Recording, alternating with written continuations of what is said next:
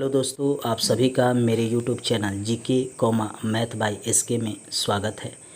यह मैप है जिसमें भारत, पाकिस्तान, अफ़गानिस्तान, चीन, Mongolia, Myanmar, Thailand, Laos, Vietnam, Taiwan, Manila, Philippines, Japan और रूस को दिखाया गया है। हम इसके द्वारा जानेंगे कि चाइना भारत के क्षेत्रों पर कब्जा करना चाहता था वर्तमान में, लेकिन ऐसी क्या मजबूरी हुई कि चीन को पीछे लौटना पड़ा। यह भी जानेंगे कि 1962 के युद्ध में जवाहरलाल नेहरू ने नेतृत्व तो किया, लेकिन चाइना ने भारत के कई क्षेत्रों पर कब्जा कर लिया। इसका क्या कारण था। यह भी जानेंगे कि इंदिरा गांधी के परमाणु परीक्षण करवाने और परमाणु बम बनने के बाद अब भारत पर कोई भी देश न तो हमला कर सकता है, न उसके क्षेत्रों को जीत सकता है। इसका भी एक कारण जानेंगे कि कोरोना वायरस किस तरह संपूर्ण विश्व को चीन के खिलाफ खड़ा कर दिया। एक एक कर हम इन सभी चीज़ों को जानेंगे। वर्तमान समय में चीन ने ये डीप सैंक है, यहाँ पर ये गलवान वैली है, यहाँ पर ये हॉट स्प्रिंग है, यहाँ पे ये पैंगोंग झील है यहाँ पे, और ये चमार क्षेत्र है यहाँ पे। इन क्षेत्रों पर विवाद खड़ा किया है। इसके पहले ये यहाँ पर भी जो नाकुला है, यहाँ पर भी विवाद कुछ दिन पहले चीन से हमारा हुआ था। इन क्षेत्रों पर भी डोकलाम को लेकर विवाद चीन से हमारा हुआ था। ऐसे भूटान का यह क्षेत्र डोकलाम है, लेकिन भूटान की सुरक्षा करने का दायित्व भारत के पास है। इसके अलावा अरुणाचल प्रदेश के क्षेत्रों पर भी चाइना ने अपना दावा किया था, और इन क्षेत्रों के रास्ते वह भारत के और क्षेत्रों पर कब्जा करना चाहता था। इसका क्या कारण है। इसका सबसे बड़ा कारण है कि चाइना अपने विस्तारवादी नीति के तहत चाहता था कि भारत के इन क्षेत्रों पर वह कब्जा कर ले। उसने पूरे विश्व में यह बताया कि भारत का यह क्षेत्र पहले उसका क्षेत्र था। 1860 के पहले जब यहाँ राजा की सत्ता थी, ब्रिटिश के आने के बाद इन क्षेत्रों को चाइना से छीनकर भारत में शामिल किया गया था, और वह अब इन क्षेत्रों को भारत से चाहता है। लेकिन भारत का मानना था कि जो ब्रिटेन के समय संधि हुई थी उसके अनुसार यह अब भारत का अंग है, भारत के क्षेत्र है। चाइना और भारत के बीच 29 अप्रैल 1954 को समझौता हुआ था पंचशील, और यह कहा गया था कि चाइना भारत के क्षेत्रों पर न तो हमला करेगा और न भारत चाइना के क्षेत्रों पर हमला करेगा। दोनों एक दूसरे की संप्रभुता का ख्याल रखेंगे, और यह समझौता पंडित जवाहरलाल नेहरू के समय किया गया था।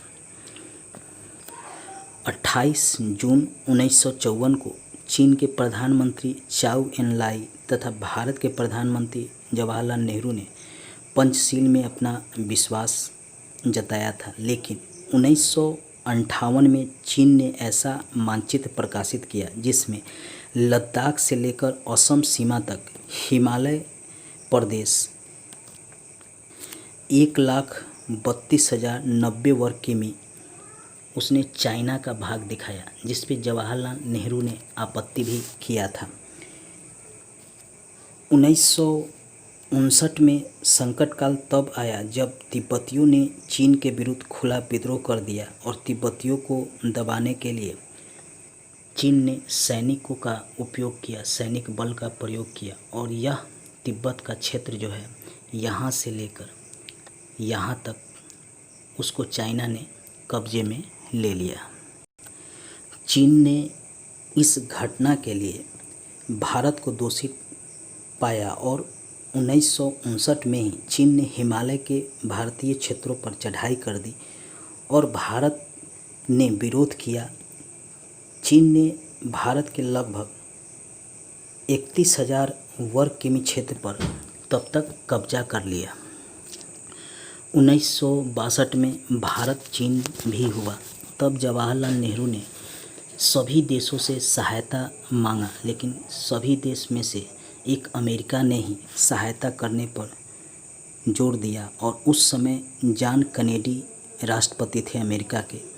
उन्होंने भारत की सहायता के लिए कलकत्ता बंदरगाह से सैनिकों को और हथियार को भेजा।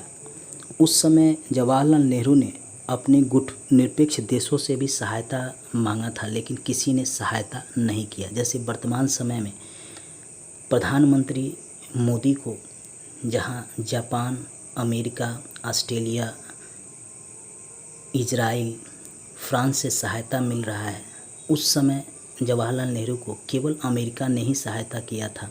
रसिया ने भी उस समय भारत की सहायता नहीं की थी। कारण था कि क्यूबा में सोवियत संघ, चूँकि उस समय रूस सोवियत संघ था, कई देश का समूह था, तो क्यूबा में उसने अपने मिसाइल स्थापित किए थे और अमेरिका को उससे खतरा था। इसलिए जब अमेरिका भारत के सहयोग करना चाहा तो रसिया ने सहयोग नहीं किया, क्योंकि रसिया भी साम्यवादी देश था और ये माओवादी देश था। दोनों का लगभग नीति एक था। अमेरिका ने सहायता तो किया, लेकिन जवाहरलाल नेहरू ने समय पे सहायता नहीं मांगा। तब तक चीन ने भारत के 31,000 वर्ग किमी क्षेत्र पर कब्जा कर लिया था, जिसमें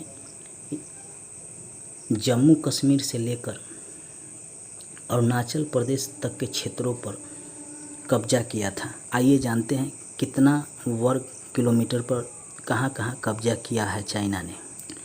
ये है अक्साई चीन। यहाँ पे चाइना ने कब्जा किया है 1570 किलोमीटर। इसको कहते हैं वेस्टर्न सेक्टर। ये है आपका हिमाचल प्रदेश और उत्तराखंड का क्षेत्र। यहाँ पे 545 किलोमीटर कब्जा किया है, इसको कहते हैं सेंट्रल सेक्टर। और ये है अरुणाचल प्रदेश का क्षेत्र, ईस्टर्न सेक्टर, जहाँ 1325 किलोमीटर, जिसमें भूटान का भी यह क्षेत्र है, यहाँ पे इसको भी चाइना ने कब्जा किया है। लगभग यहाँ से लेकर यहाँ तक इतने भाग पर चाइना ने कब्जा कर लिया था 1962 में। जब अमेरिका ने सैनिक सहायता भारत को भेजा जवाहरलाल नेहरू के कहने पर, तब यह चाइना ने स्वयं ही युद्ध विराम की घोषणा कर दी। इसमें लोग कहा जाता है कि भारत चाइना से हार गया। ऐसा नहीं है, चाइना और भारत के बीच युद्ध होता, लेकिन जैसे ही अमेरिका ने यहाँ पे एंट्री किया, सहायता देने के लिए भारत की तरफ से आया, चाइना खुद युद्ध विराम की घोषणा कर दिया। लेकिन इन क्षेत्रों पर चाइना ने कब्जा रखा।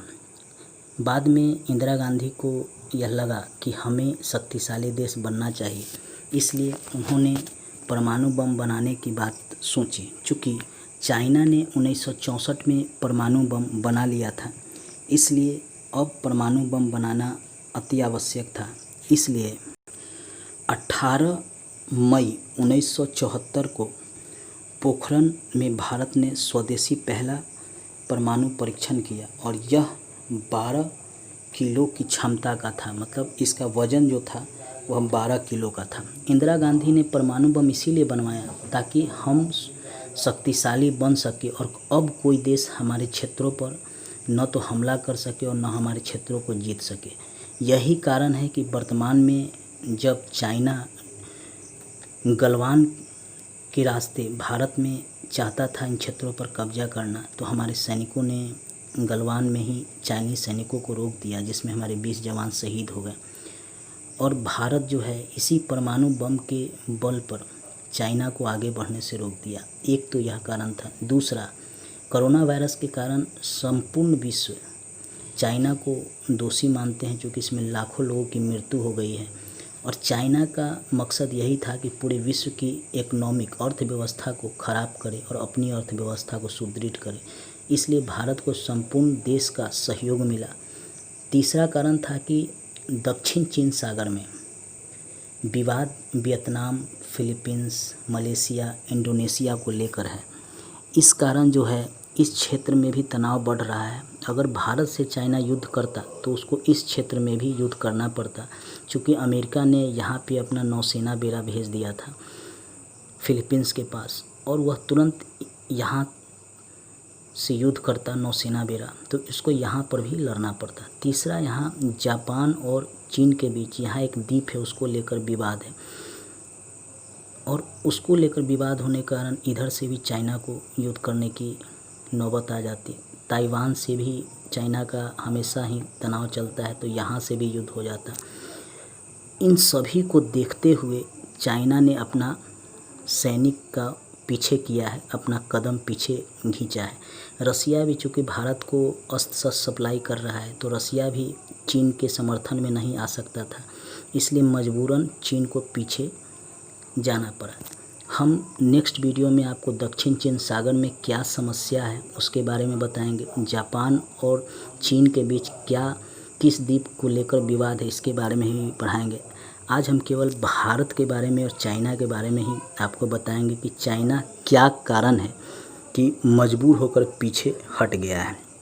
ये सब कारण थे जिसके कारण प्रधानमंत्री मोदी जी को सहयोग मिला। दूसरा कि हमारे पास परमाणु बम है, इसलिए चाइना को इस बात का डर है कि अगर हमने भारत के क्षेत्रों पर कब्जा करने की और कोशिश की तो भारत अपने अग्नि मिसाइल में परमाणु बम रखकर हमारे क्षेत्रों पर हमला कर सकता है अपनी सुरक्षा के लिए। तो इस कारण भी चीन को पीछे लौटना पड़ा।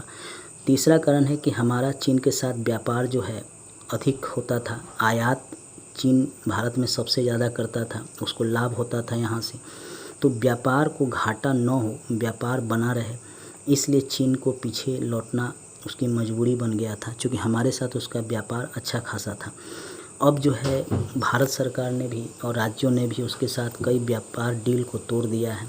तो चीन के ऊपर भी वहाँ के व्यापारियों का दबाव है कि भारत के साथ युद्ध न हो, ताकि हमारा जो व्यापार होता है भारत के साथ वो हो।